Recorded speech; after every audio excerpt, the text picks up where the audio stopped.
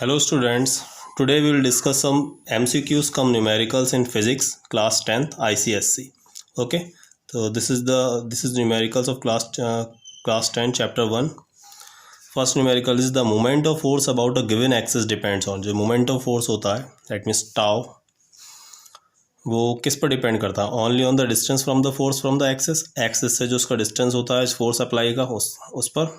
Only on the magnitude of the force, जो force की value होती है उस पर डिपेंड करता है.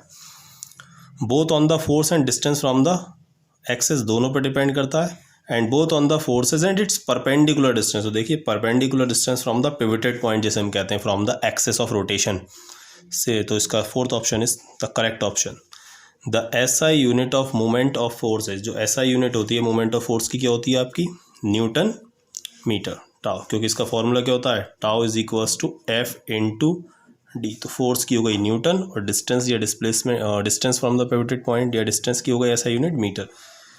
तो मोमेंट ऑफ फोर्स की जो SI यूनिट हो गई आपकी हो गई न्यूटन मीटर. थर्ड क्वेश्चन है the appliance which works on the principle of moments is. Principle of moments, principle of moments क्या होता है? किसी भी जो मशीन होती है उसका anti clockwise movement is equals to sum of anti clockwise movement is equals to sum of clockwise movements. तो वो किस में होता है? बीम बैलेंस में होता है. बीम बैलेंस मतलब ऐसे करके, जो देखा होगा ना आप लोगों को तराजू होता है ऐसे करके, तो ये बीच में पिवटेड पॉइंट होता है. तो ये चीज़ जो है इसे एंटी क्लॉकवाइज घुमाने की कोशिश करेगी, ये इसे क्लॉकवाइज घुमाने की कोशिश करेगी. तो anti clockwise movement is equals to clockwise movement. इसी को कहते हैं principle of moments. Okay, next है in order to rotate a body. किसी बॉडी को या ऑब्जेक्ट को रोटेट करने के लिए वी नीड टू अप्लाई, क्या अप्लाई करना पड़ेगा? Two equal forces at two ends but in opposite direction. तो इसी को कहते हैं कपल, कि two equal forces opposite direction में, तब ये चीज़ ऐसे घूमना शुरू हो जाएगी. तो इसे कहेंगे two equal forces at two ends, दो एंड्स पर, बट इन अपोजिट डायरेक्शन, एक इधर एक इधर. जैसे पानी की टंकी का टैप खोलते हैं तो उसमें चाबी खोलते हैं, ताला खोलते हैं, तो वो सब तुम्हारे क्या होगा? कपल हो गए. तो उसे कहते हैं मतलब कपल फोर्स क्या करती है? किसी भी ऑब्जेक्ट को रोटेट कराने का काम करती है. नेक्स्ट है fifth, if two unequal forces are applied at two ends of a body in opposite direction then. तो वही चीज़ कि अगर इक्वल फोर्सेज अलग अलग एंड्स पर लगाई जाएंगी तो क्या होगा? बॉडी विल रोटेट ओनली, सिर्फ बॉडी जो है रोटेट करेगी अपनी जगह पर. नेक्स्ट है सिक्स क्वेश्चन, देखिए the diagram below shows a lever of uniform mass supported at the middle. तो ये यूनिफॉर्म लीवर जैसे मिड में ये पिवटेड पॉइंट कह सकते हैं जिस पर हमने से सपोर्ट कर रखा है, इस पर हमने से बैलेंस कर रखा है. Okay, there 3 coins of equal masses are placed at 4 centimeter at mark 4 on the left side. देखो ये 3 coins हैं 4 सेंटीमीटर या 4 जो भी है 4 मार्क पर प्लेस किए गए हैं. Can you balance the lever with 6 more coins equal mass के. अगर हम आपको इसी तरीके के 6 कॉइन और दे दिए जाए तो आप इसे क्या दूसरी साइड में रख के इसे बैलेंस कर सकते हैं, क्योंकि जब ये 3 कॉइन आपने इसके 4 मार्क पर प्लेस किए होंगे तो इधर की तरफ घूमने लगा होगा, तो एंटी क्लॉकवाइज मूवमेंट देने लगा होगा. तो इधर कहाँ पर रखा जाए जिससे बैलेंस हो जाए? तो इसके लिए भी हम बाय प्रिंसिपल ऑफ मूवमेंट से ही करेंगे इस न्यूमेरिकल को भी, कि anti clockwise movement is equals to clockwise. तो एंटी क्लॉकवाइज मूवमेंट क्या हो गया? 3 कॉइन्स हैं और 4 के डिस्टेंस पर हैं पिवटेड पॉइंट से, तो 3 इंटू 4 ये हो गया एंटी क्लॉकवाइज मूवमेंट. अब राइट में देखिए, अगर मुझे 6 कॉइन है तो 6 कॉइन में कहाँ पर रखूँगा मुझे पता नहीं. सपोज करा मैंने एक्स डिस्टेंस पर रखना है, जो पिवटेड पॉइंट है इससे एक्स यूनिट या एक्स वाले मार्क पर, जो भी मतलब जो मार्क यहाँ से एक्स के डिस्टेंस पर होगा रफली, वो मैंने लेट कर लिया. तो 6 को रखना है, 6 कॉइन्स को, जो 6 इक्वल वेट के कॉइन्स हैं उसको एक्स मार्क पर रखना है, रख दिया. तो anti clockwise movement is equals to clockwise movement. तो 12 6, इसका मतलब अगर 2 पर रख दिया जाए, यहाँ पर 2 सेंटी या 2 मार्क, जो 2 मार्क है उसके ऊपर if we place 6 coins of equal weight then it will be balanced. तो ये हमारा क्या हो जाएगा? ये जो स्केल है, ये जो भी चीज़ है ये हमारी बैलेंस हो जाएगी. तो इसमें ऑप्शन वैसे इसका गलत दे रखा था, इसका आंसर होगा यस, बैलेंस किया जा सकता है. और कहाँ पर बैलेंस किया जा सकता है? अगर 2 सेंटीमीटर लिख दिया हमने, 2 मार्क पर अगर रखा जाए 6 कॉइन्स को. नेक्स्ट देखिए question, a uniform metre scale is pivoted at 20 centimetre mark. Uniform metre scale, तो इस टाइप के कोई न्यूमेरिकल्स काफ़ी आते हैं, तो इसको आप तैयार करके जाएँ फॉर द बोर्ड एग्ज़ाम. तो यूनिफॉर्म मीटर स्केल का एक क्वेश्चन आपका कंपलसरी आएगा ही आएगा. अब वो किस टाइप से आएगा ये नहीं पता, बट आपको उसका कॉन्सेप्ट क्लियर होना चाहिए. तो 7th क्वेश्चन है यूनिफॉर्म मीटर स्केल, तो जब भी आपको लिख के दें यूनिफॉर्म मीटर स्केल मतलब 100 सेंटीमीटर का वो आपका स्केल है जिसका वेट जो है वो एक्ट करेगा 50 सेंटीमीटर, दैट मीन्स उसकी सेंटर ऑफ ग्रेविटी उसके मिड पॉइंट पर is pivoted at 20 centimetre mark. तो देखो 20 सेंटीमीटर मार्क पर उसे बैलेंस किया गया, पिवोट किया गया, तो बट वो ऐसे ईजिली पिवोट थोड़ी जाएगा, कुछ ना कुछ और एडजस्टमेंट किया होगा इसमें। देखो आगे पढ़ते हैं क्वेश्चन पता चलेगा। A weight of 100 GF is suspended at 0 mark. तो देखो ऐसे तो बैलेंस हो नहीं जाएगा, 100 GF 100 ग्राम फोर्स का जो वेट है वो लटकाया गया है, सस्पेंडेड मीन्स लटकाया गया है एट द 0 मार्क। तो इसका मैंने ज़रा सॉल्यूशन किया है, इसमें देख लेते हैं। तो ये हमारा क्वेश्चन नंबर 7 है। ये मीटर स्केल है 0 to 100, बीच में 50 सेंटीमीटर इसलिए डिनोट करना है क्योंकि उसका वेट या मास जो है वो एक्ट हमेशा करेगा at centre of gravity. 20 centimetre पे बैलेंस किया तो सिंपल सी बात है, जब इधर बैलेंस करोगे तो इधर ही गिर जाएगा, ये ऐसे करके यूँ करके ऐसे गिर जाएगा। तो जैसे ऐसे गिरने से रोकने के लिए क्या कर रहा है, 100 GF का जो एक वेट है वो 0 पर सस्पेंड कर दिया, लटका दिया, जिससे यहाँ पर बैलेंस हो गया है। वेट 50 पर एक्ट करेगा नीचे की तरफ, तो ये पिवोटेड पॉइंट हो गया। तो ये हो गया आपका एंटी क्लॉकवाइज मूवमेंट, और ये जो खुद का वेट है स्केल का वो कराएगा क्लॉकवाइज मूवमेंट। तो by principle of moments anti clockwise movement is equals to clockwise movement. तो एंटी क्लॉकवाइज मूवमेंट कितना हो गया, 100 इंटू 100 का डिस्टेंस कितना, पिवोटेड पॉइंट से डिस्टेंस देखा जाता है, तो ये जो भी फोर्स है उनका पिवोटेड पॉइंट से डिस्टेंस कितना है। तो 100 इंटू 20, इधर W का डिस्टेंस कितना है पिवोटेड पॉइंट से 30, 50 माइनस 20 भी कह सकते हैं, या डायरेक्ट ऐसे ही देख लीजिए, कोई ऐसी बड़ी बात नहीं है। 30, तो 50 minus 20 is 30 W, then the value of W that means weight of the scale is 66.66 gram force. GF का मतलब ग्राम फोर्स, तो यही आपका आंसर हो गया 66.66 ग्राम फोर्स। तो ये न्यूमेरिकल्स हैं जो फर्स्ट चैप्टर से, इसी टाइप के न्यूमेरिकल्स आएंगे ज़्यादातर। क्वेश्चन नंबर 8 है, a uniform wooden beam AB 80 centimetre, उन्होंने खुद बता दिया कि जो वुडन बीम है वो 80 सेंटीमीटर लॉन्ग है, अब इसमें 100 सेंटीमीटर नहीं लेना है। वेइंग 250 GF, और उसका वेट जो दे रखा है वो 250 GF दे रखा है, is supported on a wedge as shown in figure, कि वो जैसा फिगर में दे रखा है, ये फिगर दे रखी थी मैंने, ये मैंने लिखा है ऊपर 0, 10, 40, 80, और ये W भी मैंने शो किया, बस इतना सही बना हुआ था कि 10 सेंटीमीटर पे से सस्पेंड मतलब इसे बैलेंस करने की कोशिश की गई है, as shown in figure. Calculate the greatest weight which can be placed on the end A, वो कहना ज़्यादा से ज़्यादा वो वेट बताओ जिसे एंड A पर सस्पेंड किया जा सकता है, लटकाया जा सकता है, without causing the beam to tilt मतलब ये झुके ना, ये मुड़े ना, क्योंकि देखो यहाँ बैलेंस करोगे तो ये तो ऑब्वियस सी बात है ऐसे करके गिर जाएगा, ये ऐसे करके गिर जाएगा। तो उसको रोकने के लिए हमें A पर कितना सस्पेंड करना चाहिए वेट, ये A है, इस पर कितना, तो लेट कर लिया कि A पर जो है वो X सस्पेंड कर दो, X gram force weight suspend कर दो, जिससे इधर गिरने से रोक सके इधर। तो अभी कितना होना चाहिए वो कैलकुलेशन कैसे होगी, वही by principle of moments, anti clockwise movement is equals to clockwise movement. तो x इंटू पिवोटेड पॉइंट से डिस्टेंस कितना 10, तो x into 10, this is your anti clockwise movement. Now we calculate clockwise movement. Weight acts at 40 centimetre because the whole length is 80 centimetre and the centre of gravity is at mid point, that's why at 40 centimetre. तो 40 centimetre पे इसके जो भी beam balance है या what ever it is, इसका जो खुद का वेट है 250 GF वो सस्पेंड करेगा, वो एक्ट करेगा at 40 at the mid point of the wooden rod. तो x into 10 is equals to 250 into 30, इसका 250 का डिस्टेंस यहाँ से यहाँ तक कितना है, ये 40 minus 10 30, this is your clockwise movement. Anti clockwise movement, clockwise movement दोनों को इक्वल रख दिया, x की वैल्यू आ गई 750 GF, that means you need to suspend 750 GF at A to make to balance this wooden beam so that it don't tilt, मतलब tilt ना हो, जो मोड़े झुके ना एक तरफ को। Next question, it is also from uniform scale metre scale. Uniform metre scale, तो इस क्वेश्चन में लिखा हुआ गया uniform metre scale, that means 100 centimetre का आपका स्केल है, 1 मीटर में कितने 100 सेंटीमीटर होते हैं। इज़ सपोर्टेड एट, फिर वही चीज़, इसे 40 सेंटीमीटर मार्क पर सपोर्ट किया गया, that means pivoted at 40 centimetre mark. Balance is obtain, मतलब जो बैलेंस किया गया वो हमें कब हुआ बैलेंस, जब हमने 45 ग्राम की कोई चीज़ mass is suspended at 10 centimetre mark, उसे सस्पेंड किया गया 10 सेंटीमीटर के मार्क पर। Draw a free body diagram for the metre scale, ये एक तरीके से मल्टीपल चॉइस बना दिए हैं, ये आपके न्यूमेरिकल्स हैं। अगर आप इसे ही तैयार कर लोगे तो आपके फर्स्ट चैप्टर के न्यूमेरिकल्स भी तैयार हो जाएंगे और मल्टीपल चॉइस भी। तो draw a free body diagram for the metre scale and determine its mass, इसका मास फाइंड आउट करो। तो करते हैं इस क्वेश्चन को भी भाई। तो यूनिफॉर्म मीटर स्केल है, 40 सेंटीमीटर पर सपोर्ट किया गया। तो ये आपका न्यूमेरिकल देखिए सॉल्यूशन आ गया।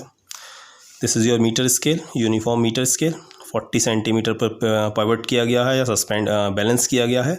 बट कैसे बैलेंस किया गया? जब 10 सेंटीमीटर के मार्क पर 40 ग्राम फोर्स का हमने कोई वेट सस्पेंड किया है, वरना तो ये इधर की तरफ गिर जाएगा। तो वही चीज़, एक फोर्स ये आ गया, एक फोर्स इसका हो गया खुद का वेट, या क्वेश्चन में अगर मास दे रखा हो तो एम लिख लेना आप यहाँ पर। तो anti clockwise movement is equals to clockwise. तो एंटी क्लॉकवाइज कितना हो गया? 45 इंटू कितने का डिस्टेंस है पिवोटेड पॉइंट से? 30। और डब्लू खुद के वेट का डिस्टेंस कितना पिवोटेड पॉइंट से? 10। तो 45 इंटू 40 माइनस 10 30, डायरेक्ट भी लिख सकते हैं इस चीज़ को। एंटी क्लॉकवाइज मूवमेंट हो गया, और डब्लू से बनेगा आपका clockwise movement, W into distance from the pivoted point, W into 10, weight आ गया आपका 135 GF। तो ये आपके फर्स्ट चैप्टर के MCQs cum numericals type question हमने लिए। Now we come to second chapter which is ये आपके सेकंड चैप्टर के न्यूमेरिकल्स हैं, और मल्टीपल चॉइस कम न्यूमेरिकल्स कह सकते हैं। No work is done when, कोई भी वर्क नहीं होता, मतलब वर्क डन की डेफिनेशन क्या होती है? फोर्स, एक तो हम किसी ऑब्जेक्ट पर फोर्स अप्लाई करें and there should be a displacement in the direction of force, कि फोर्स की डायरेक्शन में डिस्प्लेसमेंट होना चाहिए, then we can say that work is done. तो नो वर्क इज़ डन कब कह सकते हैं? A nail is hammered into a wooden box, तो ये तो भाई वर्क हुआ, क्योंकि जब तुम नेल हैमर करोगे वुडन बॉक्स में तो वो अंदर की तरफ मूव करेगी जिस डायरेक्शन में फोर्स लगाया जाएगा। There is a movement in the direction of force, that's why it is a work.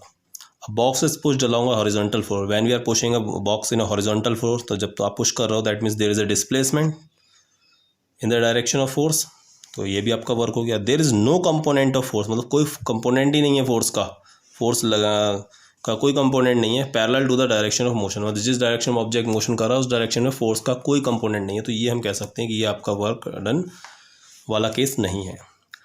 Next है when a body is whirled in a circle, मतलब ऐसे करके गोल गोल करके घुमाया, किसी धागे में कोई ईंट बांधी और गोल गोल घुमा रहा है।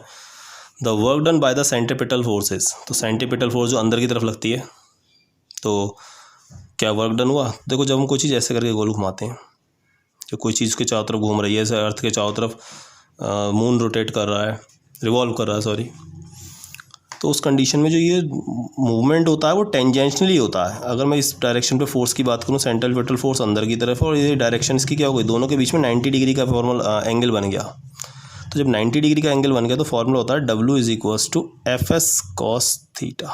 तो थीटा कितना हो गया आपका? 90। ये वर्क डन का फॉर्मूला होता है FS cos theta. Force S हो गया displacement in the direction of force, and theta हो गया फोर्स और डिस्प्लेसमेंट के बीच में जो एंगल बनता है। तो cos थीटा 90 होता है, तो उसके 90 होने की वजह से वर्क डन क्या हो जाएगा? 0। तो ध्यान रखना एग्जाम में तुमसे कंडीशंस भी पूछी जा सकती हैं कि what are the conditions when work done can be 0, कि वर्क डन कब 0 हो सकता है। तो एक तो आप कंडीशन लिख कर आएंगे उसमें कि if there is no displacement in the direction of force, मतलब जिस डायरेक्शन में फोर्स लगा रही है अगर उसमें डायरेक्शन डिस्प्लेसमेंट ना हो या डिस्प्लेसमेंट हो ही ना तो वर्क डन इज 0। और when the angle between force and the displacement is 90 degree, तब भी हमारा वर्क डन 0 होता है। ओके, नेक्स्ट है third question. The CGS unit of work is, work की CGS यूनिट क्या है? वर्क की CGS यूनिट होती है अर्ग, और SI यूनिट वर्क की क्या होती है? जूल। डाइन किसकी? फोर्स की CGS यूनिट है, और वॉट पावर की यूनिट है। जूल SI यूनिट है वर्क की। Okay, A weight lifter lifts 240 kg from the ground to a height of 2.5। एक वेट लिफ्टर है वो 240 किलोग्राम वजन उठाता है ज़मीन से लेकर 2.5 मीटर हाई तक इन 3 सेकेंड, और 3 सेकेंड में। तो उसकी पावर फाइंड आउट करनी है। क्वेश्चन में क्या फाइंड आउट करना? Power. Power is equals to formula क्या होता है? Work done upon time. फॉर्मूले याद होने चाहिए आपको इस चैप्टर के लिए। Power is equals to work done upon time. Work done यहाँ पर क्या होगा, देखो 240 kg का कोई चीज़ है जो ऊपर की तरफ उठाओगे तो मतलब इतना इस वेट के अगेंस्ट आप वर्क कर रहे हो, तो ये m हो गया मास। g इस क्वेश्चन में गिवन नहीं है, अगर g क्वेश्चन में 9.8 आए तो 9.8 से कर लेना, और अगर क्वेश्चन में 10 गिवन हो ग्रेविटी, तो क्योंकि जब कोई चीज़ ऊपर उठाते हो तो आप उसकी पोटेंशियल एनर्जी के अगेंस्ट वर्क कर रहे हो, या जितनी चीज़ किसी भी चीज़ को जब ज़मीन से उठा के जब ऊपर रखते हो तो दैट में उसके अंदर तुम पोटेंशियल एनर्जी स्टोर करा रहे हो, और जितनी पोटेंशियल एनर्जी आप उसके अंदर स्टोर करा रहे हो that will be the work done, उतना ही वर्क डन आपने उस ऑब्जेक्ट पे किया। That means how much work you are doing, that means it is getting converted into potential energy, वो आपकी पोटेंशियल एनर्जी में कन्वर्ट हो रहा। तो यहाँ पर work done is equals to क्या हो जाएगा, mgh। ये मैंने कैलकुलेशन वैसे की थी कहीं, देखिए ये है work done is equals to mgh। मैंने 10 से लेकर कर लिया, आप 9.8 से लेकर करेंगे तो एग्जैक्ट आंसर आएगा। मैंने 10 से आंसर निकाल के उससे अप्रॉक्स करके आंसर निकाल लिया है। वर्क डन हो गया 6000 जूल, पावर का फॉर्मूला लगाया वर्क डन अपॉन टाइम, तो 6000 अपॉन 3 दैट मीन्स 2000 वाट के अप्रॉक्स आंसर आना चाहिए। तो देखो 2000 के आसपास आंसर कौन सा है हमारा, 9.8 से करोगे तो डायरेक्ट एग्जैक्ट आंसर आ जाएगा, बट मैंने कैलकुलेशन इस तरीके से की है so that we can get approx answer. तो 1960 वाट 2000 के सबसे पास है, बाकी देखो कोई सा भी ऐसा नहीं है जो 2000 के आसपास आ रहा हो। ओके, तो ये हमारा क्वेश्चन नंबर 4 हो गया।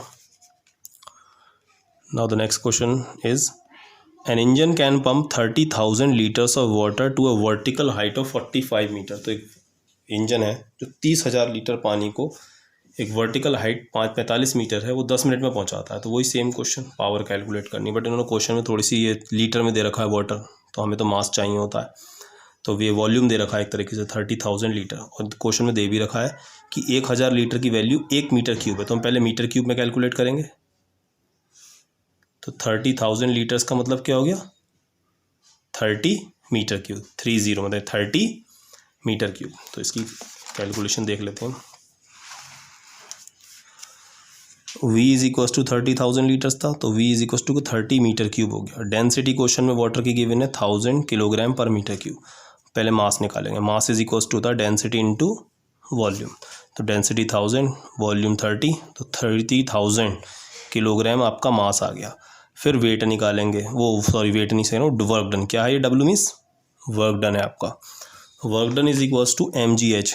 एम क्वेश्चन में हमने फाइंड आउट कर लिया, जी मैंने इसमें 9.8 लिया क्योंकि it is given in question, and the height which is given in question is 45 metre.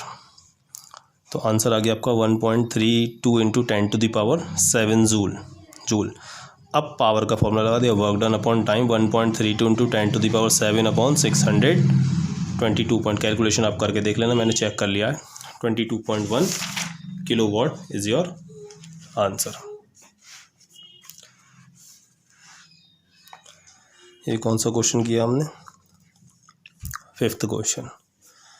Now next question, 6th question is a machine raises a load 750 newton through a height of 16 metre. तो इन्होंने देखो इसमें question में खुद ही Newton का मतलब ये खुद ही वेट दे रखा है। अब ये मास नहीं है, मास दे रखा होता है तो किलोग्राम या ग्राम में दे रखा होता है, और वेट जब भी देंगे वो आपका डायरेक्ट, मतलब ये एक तरीके से 750 में आपसे कहूँ तो ये आपको दे रखा है, एम नहीं दे रखा है, ये mg दे रखा है, और एच ये हो ही गई 16 मीटर। तो तीनों की इंटू करा दोगे तो वर्क डन निकल आएगा। वर्क डन इज इक्वल, जब भी किसी चीज़ को नीचे से उठाकर ऊपर रख रहा हो तो पोटेंशियल एनर्जी निकाल लो, वही आपका वर्क डन होगी। सिंपल सा क्वेश्चन है। तो mg हो गया क्योंकि न्यूटन में दे रखा है, it is mg that means weight, and this is 16 metre is height h, तो mgh। Work done is equal to क्या हो गया, mgh, और डिवाइडेड बाय टाइम से डिवाइड कर दोगे तो आपका आंसर आ जाएगा 2.4 किलो वाट। किलो वाट का मतलब 2400 वाट भी कह सकते हैं। आंसर आपका कैलकुलेशन की होगी तो 2400 वाट आया होगा। देखते हैं इसका सॉल्यूशन गिवन है। वेट दे रखा है, mg दे की वैल्यू दे रखी है 750 newton, height 16 metre, T time 5 second, P निकालना। तो पावर इज इक्वल टू क्या था, work done upon time. w की जगह रख दिया हमने mgh अपॉन टी, और mgh की वैल्यू रख दी, mg की value 750, h is 16 and time is 5। Okay, 2400 watt आया आपका आंसर, जिसको हमने कन्वर्ट करके 2.4 किलो वाट कर लिया। नेक्स्ट क्वेश्चन देखते हैं। A boy of mass 50 kg runs up stairs, मतलब जीने पर चढ़ के जाता है एक लड़का है जिसका वजन 50 किलो है। इसका मतलब ये 50 kg आपका क्या गिवन है, मास। अगर न्यूटन में दे रखा होता तो mg होता, और सिर्फ kg में दे रखा तो सिर्फ m है। Reaches 8 metre high in 5 second, 5 second के अंदर 8 मीटर ऊपर जाता। तो वही सेम क्वेश्चन जी क्वेश्चन में दे रखा है 10 मीटर पर सेकंड, तो कोई चीज़ ऊपर जा रही है, इसका मतलब पोटेंशियल एनर्जी स्टोर हो रही है। जितनी पोटेंशियल एनर्जी स्टोर हो रही है that will be your work done. Okay, तो mgh, 7th क्वेश्चन देखते हैं solution. Mass 50 kg, h 8 metre, t 5 second, same question है। Work done is equals to mgh 4000 joule आ गया आपका। पावर इज इक्वल्स टू क्या हो गया, work done upon time. Work done को टाइम से डिवाइड कर दिया, then will get power in watt. तो 800 watt is your answer. Okay, next question, 8th question is a body when acted upon by a force of 10 kgf gets displaced by 0.5 metre. कोई body है, कोई object है जिस पर 10 kgf का force लग रहा है, उसमें डिस्प्लेसमेंट कितने का हो रहा है, by 0.5 metre. The work done by the force when the displacement is at an angle of 60 degree with the direction of force is, कि अगर फोर्स और डिस्प्लेसमेंट के बीच का एंगल 60 डिग्री हो तो सेम वही फॉर्मूला लाएंगे, W is equals to F S cos theta. Here force is 10 kgf kilogram force, displacement is 0.5 metre. तो हम कैलकुलेशन करके निकाल सकते हैं। सॉल्यूशन देख लेते हैं एक बार इसका। W is equals to F S cos theta, F is 10 which is given in question, displacement is also 10 नहीं था, क्या था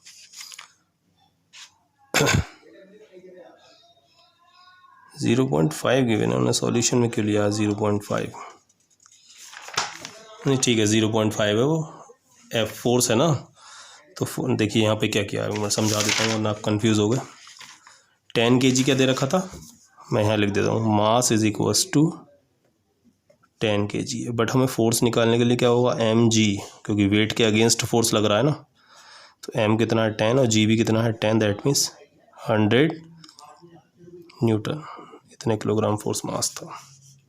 तो ग्रेविटी से इंटू करा देंगे, तो ये आपका हो गया 10 इंटू 10 इंटू एस कितना है 0.5 और कॉस 60 डिग्री, कॉस 60 डिग्री की वैल्यू रख देंगे 1/2। तो कैलकुलेशनों का आंसर आ जाएगा 25 joule.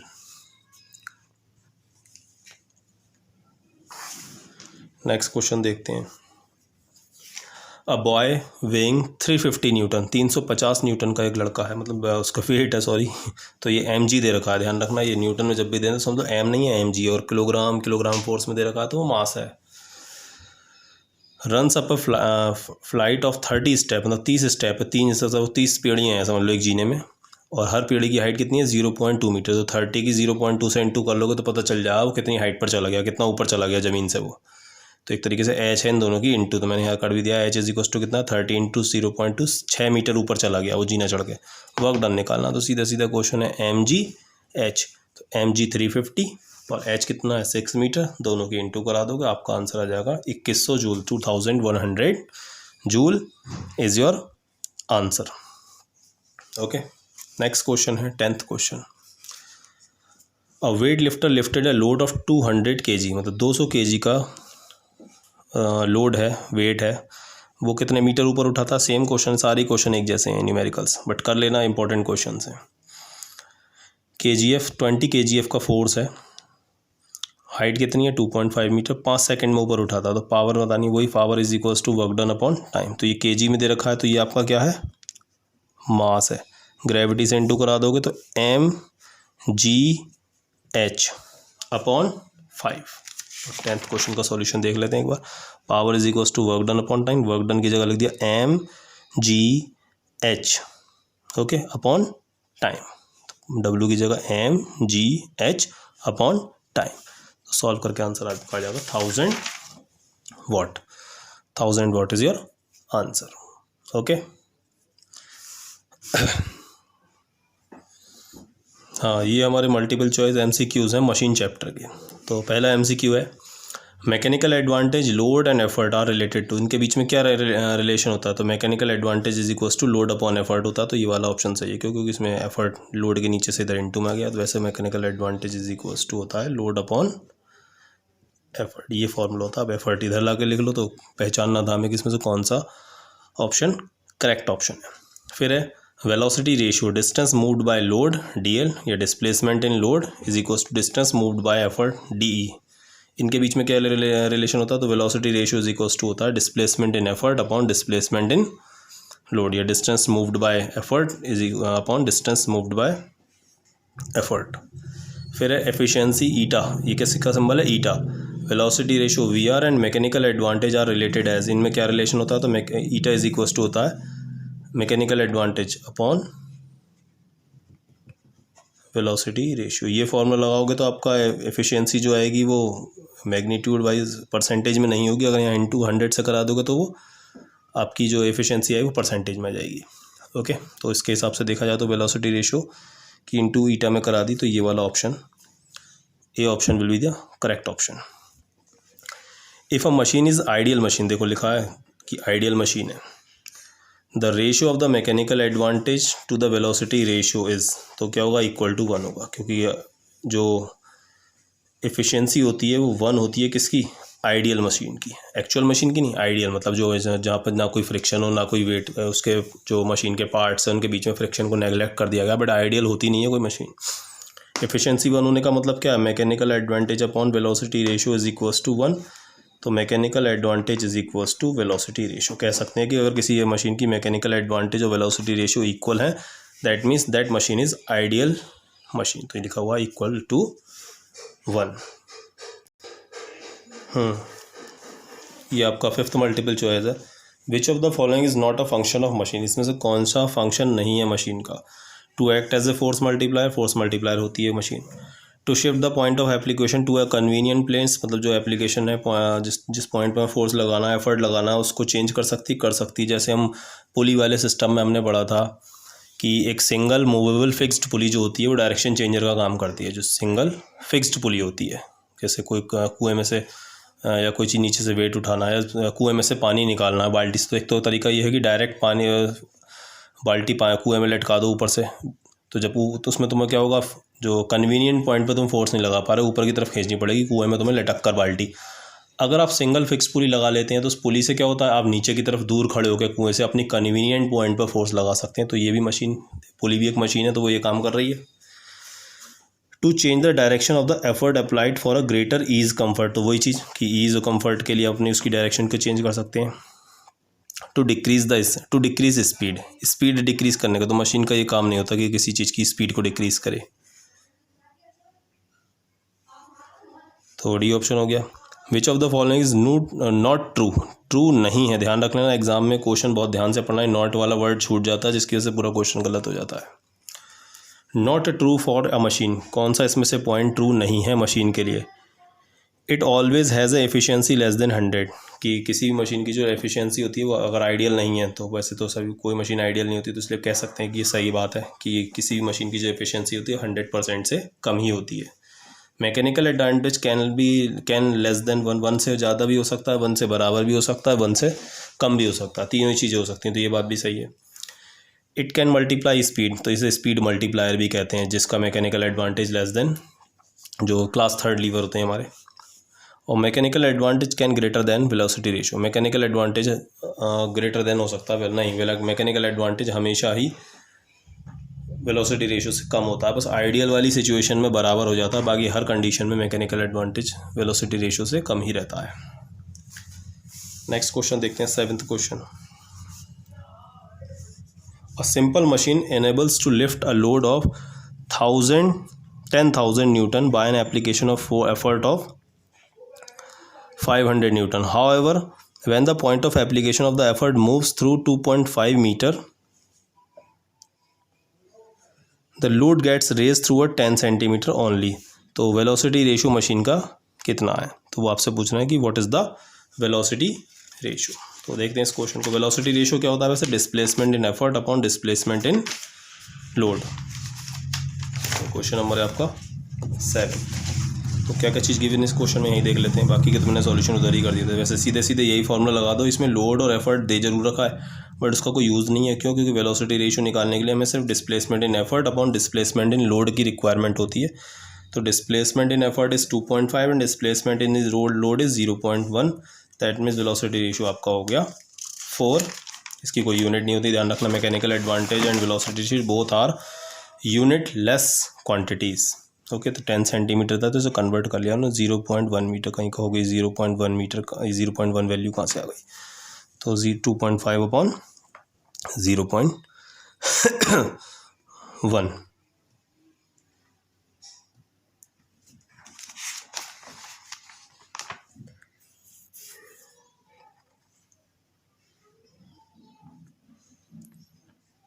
Displacement in effort upon 25 आ रहा है।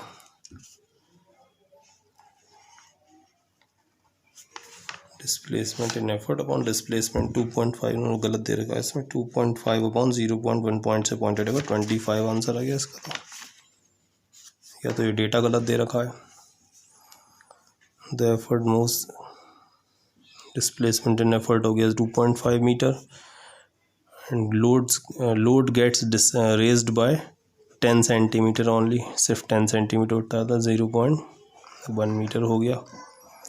ओके, तो 2.5 अपॉन 0.1 25 आ जाएगा, इतना तो नहीं आना चाहिए।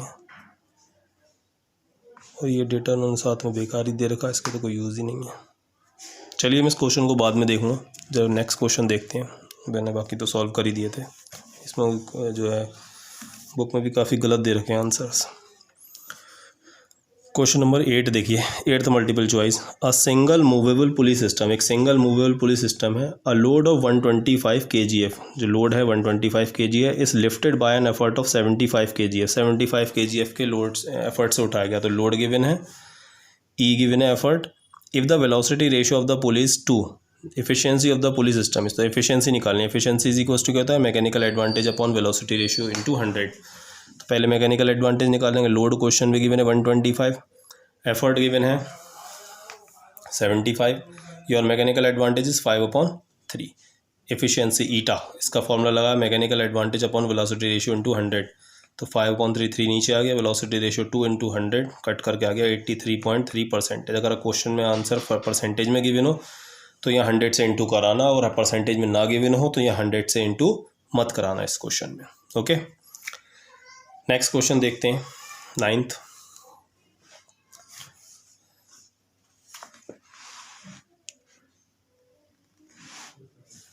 The mechanical advantage of a machine is 5। Mechanical advantage question की गिवन है 5। Efficiency 80%। It is use to lift a load of 200 kgf, तो ये लोड दे रखा है 200 kgf। The effort required and the velocity ratio, दोनों चीज़ें बतानी है। तो देखिए मैकेनिकल एडवांटेज का फॉर्मूला आ दिया, load upon effort. Mechanical advantage is given 5, 200 upon effort. Effort कितना आ गया, एफर्ट आ गया आपका इससे 40 kgf। आप एफिशिएंसी का फॉर्मूला लगा दो। देखो क्वेश्चन में जो आंसर दे रखा है वो परसेंटेज में गिवन नहीं है। अच्छा, वेलोसिटी रेशियो तो वैसे ही परसेंटेज में नहीं हुई है। Efficiency mechanical advantage upon velocity ratio लगा लो। 80% का मतलब क्या हो गया, 0.8, क्योंकि 80% परसेंट का साइन हटा के नीचे 100 लगाओगे, 0.8 होगी इसकी एफिशिएंसी। नहीं तो फिर इधर 100 से इंटू करानी पड़ेगी। Mechanical advantage upon velocity ratio, ये इधर आ गया, ये इधर आ गया, वैल्यू आ गई वेलोसिटी रेशियो की 6.25। तो इसका ऑप्शन हो गया आपका C option, 40 kg and 6.25। Next question देखिए, figure below shows a combination of the movable pulleys P1 and a fixed pulley P2। ये P1 मूवेबल पुली है, P2 हमारी फिक्स्ड पुली है। Used for lifting up load W load उठाने के लिए इसको fix किया गया है। The force to be applied at C just to raise a load of W is equal to 20 kgf। तो वेट इतना कितना दे रखा है, 20 kgf। Neglecting the weight of the pulley and friction is, तो हमें क्या निकालना, the force to be applied at C, मतलब C पर हम कितना फोर्स अप्लाइड करें, दैट मीन्स आपको कैलकुलेट करना है एफर्ट इस क्वेश्चन में। तो क्वेश्चन में 2 पुली हैं, तो जब भी 2 पुली दे रखी होती है तो वेलोसिटी रेशियो उतना ही होता है पुली वाले सिस्टम में। अगर डाउनवर्ड फोर्स लग रहा है तब, एफर्ट नीचे की तरफ लगा रहे हैं तो वेलोसिटी रेशियो वही होता है जितनी नंबर ऑफ पुलीज होती हैं। हमने ब्लॉक एंड टैकल सिस्टम में भी पढ़ा है। तो वेलोसिटी रेशियो का फॉर्मूला क्या होगा, displacement in effort upon displacement in load. ये 2 है, तो displacement in effort is equal to क्या, 2 × डिस्प्लेसमेंट इन लोड। अब फॉर्मूला लगाएंगे लोड इनटू लोड आर्म होता है, वैसे लीवर वाले केस में फॉर्मूला होता है load into load arm is equals to effort into effort arm, और पुली वाले केस में यही फॉर्मूला बन जाता है load into displacement in load is equals to effort into displacement in effort. तो load 20 displacement in load DL लिख दिया, DE की जगह ये वैल्यू रख दी हमने जो निकाली थी 2 इंटू DL, तो DL से DL कैंसिल आउट हो गया, एफर्ट निकल आया आपका 10 kgf 10 किलोग्राम फोर्स। तो your first option is the correct option. Next question 11th, the mechanical advantage of the arrangement of the 4 pulleys are in the shown. तो इसका mechanical advantage कितना होगा अगर मुझसे इसमें पूछा जाता, एफर्ट का ये होगा नीचे की तरफ एफर्ट, ये तो टेंशन है। तो लोड के अगेंस्ट 4 टेंशन, देखो लोड का मतलब क्या है, यहाँ पे वेट सस्पेंड होगा, कुछ ना कुछ लटका हुआ होगा, ये जब नीचे खींचेगा तो एक रस्सी ये खींचेगी ये खींचेगी ये खींचेगी ये खींचेगी, तो 4 टेंशन डेवलप हो गई 4 स्ट्रिंग्स में। तो इसका मतलब लोड के अगेंस्ट कितनी है 4 टेंशन।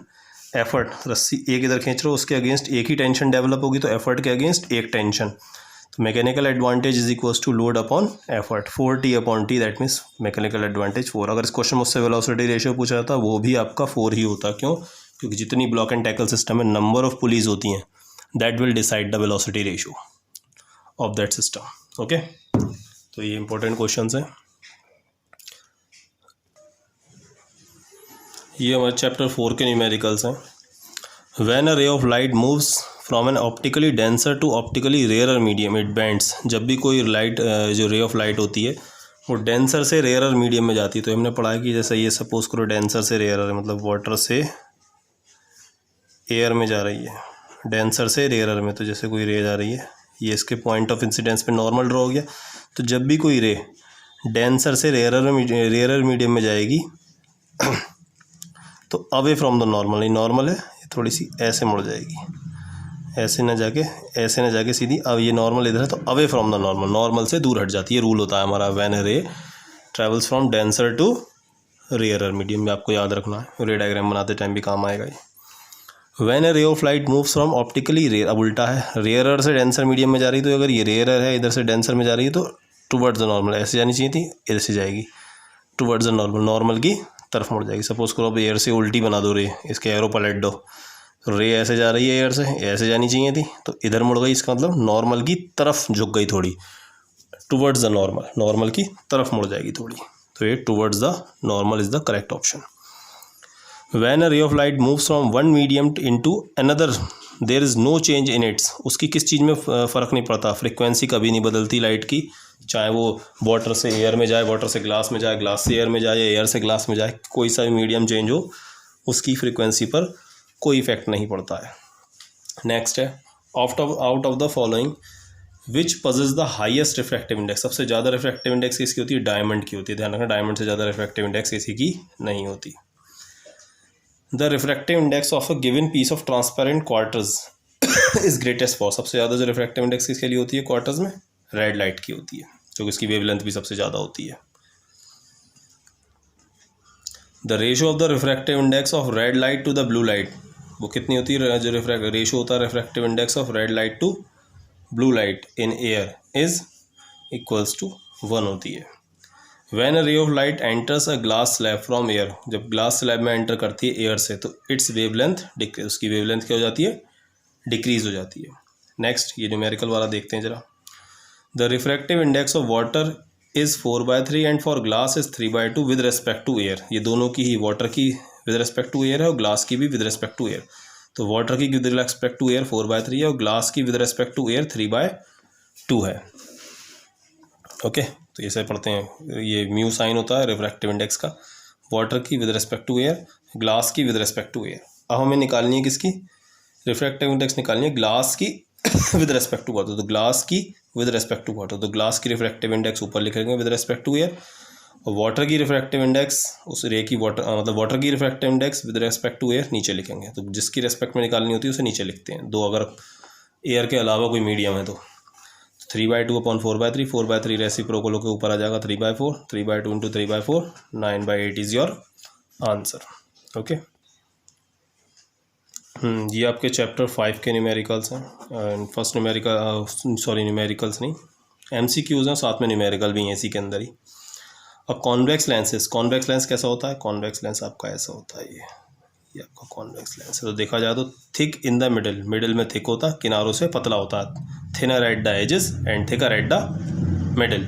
नेक्स्ट है कॉनकेव लेंसेज। तो ये पहचान इसकी याद रखना, thin in the middle, middle में थिक होता है, तो ये ऐसा होता है हमारा कॉनकेव, बीच में पतला होता है, thinner and in the thin in the middle. कॉनकेवो convex lens, कॉनकेवो convex lens के साथ thick in the middle, middle में से ये भी थिक ही होता है, कौन एक तरफ से कॉनकेव वाला पार्ट आ गया, एक तरफ से कॉन्वेक्स वाला आ गया, तो बीच में से ही तब भी ये मोटा ही रहेगा, थिकर ही रहेगा। नेक्स्ट है अ convex lens forms a image which is real, inverted and equal of the size of the object if the object is placed at, तो कहाँ पर रखा जाता है 2f पर। तो किसी भी कॉन्वेक्स लेंस में 6 केस होते हैं हमारे कि ये f होता है 2f। तो ऑब्जेक्ट को जब तुम 2f पे रखते हो तो इमेज भी हमारी किस पर बनती है, ये f1 f2 2f2 बनती है, real inverted and same side. Inverted का रियल का मतलब हो गया rays are actually intersecting at a point. तो जब तुम 2f पे रखते हो तो 2f पर ही इमेज बनती है, 2f1 पर रखते हो तो 2f2 पर ही उतने ही डिस्टेंस पर इमेज बनती है जितने डिस्टेंस पे हमारा ऑब्जेक्ट होता है। ये हमारा थर्ड या फोर्थ केस है कॉन्वेक्स लेंस के सामने जब हम ऑब्जेक्ट को प्लेस करते हैं। तो at 2f is your answer.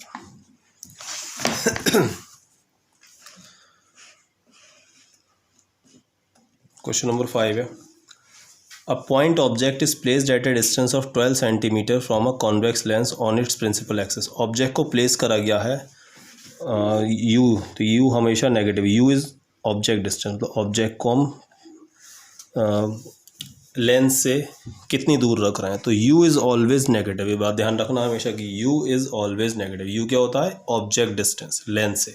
तो ऑब्जेक्ट को by convention we always place on the left side of the lens, that why u is always negative by sign convention.